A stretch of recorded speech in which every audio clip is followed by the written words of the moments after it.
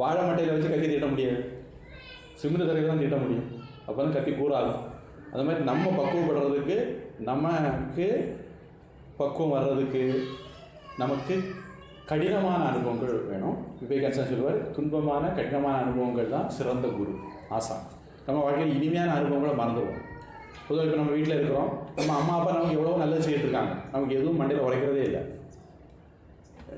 Take it for granted இருப்பாங்க, அது அவங்க கடமை அவங்க செய்யாங்க அப்படிங்கிற மாதிரி நம்ம இருக்கோம். ஆனால் அவங்க எது நமக்கு செய்யலையோ அது நமக்கு ஞாபகம் இருக்கும். சயின்ஸு கூட, சைக்காலஜி கூட அது சொல்லுது, கடினமான அனுபவங்கள், மோசமான விஷயங்கள் தான் நம்ம மூலம் ஞாபகம் வச்சுருக்கணும், நல்ல விஷயங்கள் ஞாபகம் வச்சுருக்காது.